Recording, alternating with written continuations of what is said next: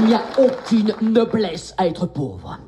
J'ai connu la richesse, mais j'ai connu aussi la pauvreté. Et j'ai choisi la richesse à chaque putain de fois. Ah, The Wolf of Wall Street, ce film culte qui mélange excès, chaos et finance dans un cocktail explosif. Si vous êtes ici, c'est que vous l'avez probablement vu, peut-être même plusieurs fois. Et pourquoi pas? C'est drôle, c'est scandaleux, et c'est basé sur une histoire vraie. Mais voilà la question. À quel point cette histoire est-elle fidèle à la réalité?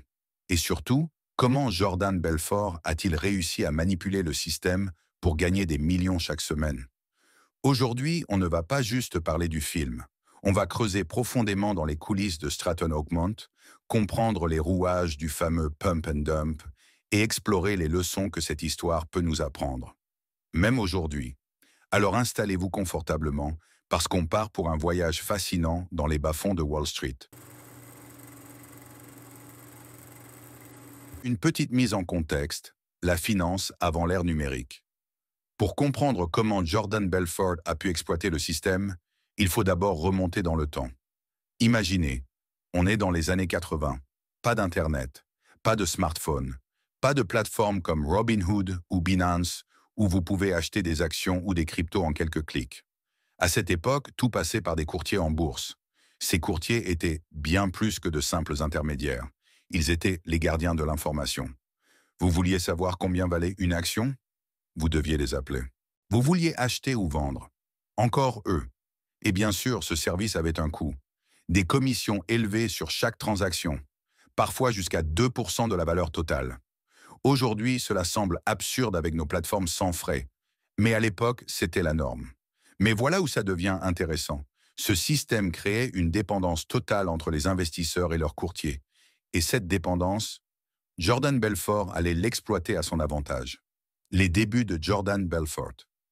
Jordan Belfort n'a pas toujours été ce personnage larger than life que l'on voit dans le film. Avant Stratton Oakmont, il était un jeune courtier ambitieux chez LF Rothschild, une maison de courtage respectable à New York. Mais en 1987, lors du krach boursier connu sous le nom de Black Monday, il perd son emploi. C'est là que son parcours prend un tournant décisif. Il rejoint une firme OTC, Over the Counter, un type d'entreprise qui opérait en dehors des grandes bourses régulées comme le NYS ou le Nasdaq. Et là, il découvre un monde où les règles sont floues, voire inexistantes. Les firmes OTC, un Far West financier. Alors, qu'est-ce qu'une firme OTC exactement? Contrairement aux grandes bourses régulées, ces entreprises vendaient des actions de petites sociétés directement aux investisseurs sans passer par les marchés publics traditionnels. Imaginez une petite entreprise qui a besoin d'argent pour développer un produit ou financer un projet. Elle s'adresse à une firme OTC et dit « On veut lever des fonds ». La firme accepte, mais garde une énorme commission, parfois jusqu'à 50% sur l'argent levé. Et souvent, ces entreprises étaient soit désespérées, soit carrément frauduleuses. Jordan a rapidement compris que ce modèle offrait un terrain fertile pour manipuler les investisseurs naïfs, et il n'a pas tardé à mettre en place son propre système. Stratton Oakmont, la naissance d'un empire frauduleux.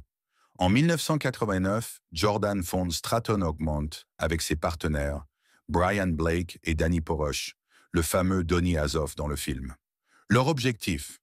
Exploiter au maximum le modèle OTC tout en recrutant une armée de courtiers prêts à vendre n'importe quoi à n'importe qui. Et quand je dis n'importe quoi, je ne plaisante pas. Ces courtiers étaient alors formés pour utiliser des tactiques de vente agressives et manipuler émotionnellement leurs clients. Jordan appelait cela la vente directe. Le principe était simple. Bombarder les investisseurs d'arguments convaincants pour leur faire croire qu'ils allaient rater une opportunité unique s'ils n'achetaient pas immédiatement. Le pump and dump expliqué en détail. Voici comment fonctionnait leur célèbre arnaque. Étape 1. L'achat initial. Jordan utilisait ses complices, surnommés rat holes, pour acheter discrètement des actions d'une petite entreprise à bas prix. Étape 2. La vente massive. Ensuite, il ordonnait à ses courtiers de vendre ses actions aux investisseurs en leur promettant monts et merveilles. Cette action va exploser.